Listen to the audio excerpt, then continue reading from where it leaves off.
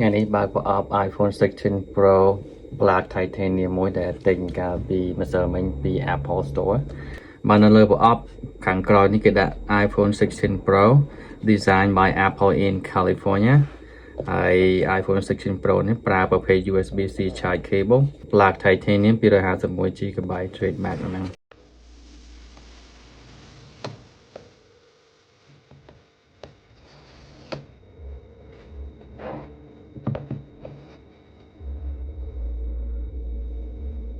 Wow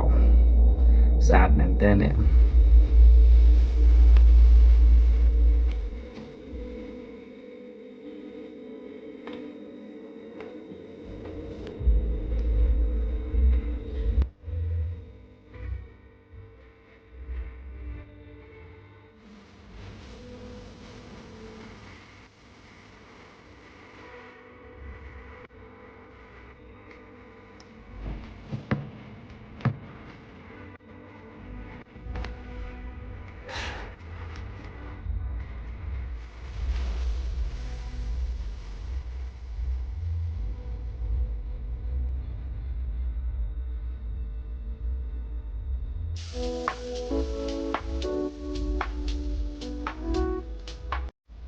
USB-C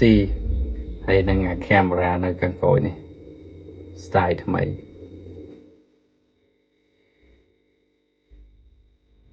នៅទៅមើលក្នុងប្រអប់មានអីទៀត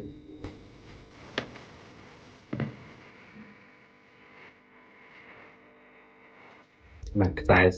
សាកថ្ម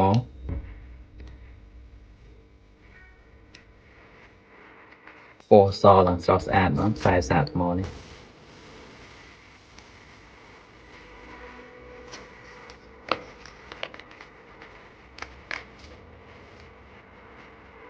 ក្បាលសាកថ្ម C ទៅ C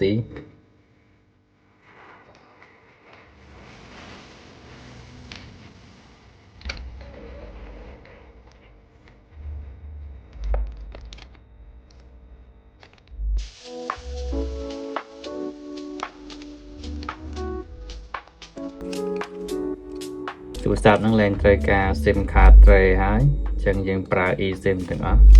នៅខាងអាមេរិកលែងមាន SIM card ហើយបើអត់មានដុំសាកថ្មនឹងក៏អត់មាន Apple logo ទេមានតែกระดาษប៉ុណ្ណឹងហើយនឹងខ្សែហើយទូរស័ព្ទមួយតែប៉ុណ្ណឹងហើយ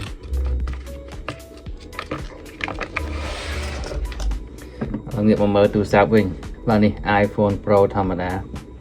ពណ៌ខ្មៅ Black Titanium បាទសស្អាតមែនទែនឡើងខ្មៅក្រឹបមកអានេះរៀងទូចកាន់នឹងដៃស្រួលបើយករៀងធំPro Max វារៀងធំជាងដៃអញ្ចឹងបើអ្នកគាត់ស្រឡាញ់ទូចស្រួលកាន់ស្រួលប្រើគឺរៀងទូចហ្នឹងហើយល្អបាទនេះគឺជាផ្នែកម្ខាងគឺយើងមានកន្លែងចុចប៊ូតុង power ហើយនឹង camera ហើយនៅផ្នែកខាងក្រោយនេះគឺកាមេរ៉ា3ដដែលអត់មានដូរអីទេហើយនៅខាងនេះគឺដូចគ្នាគឺកន្លែងនេះ action button ហើយ volume យើង up and down ខាងនេះក៏មានខុសគ្នាអីដែរដូចមុនដដែលខាងមុខដដែលបាទកន្លែងនេះគឺ USB-C ដូរពី Lightning មក USB-C microphone speaker ដដែល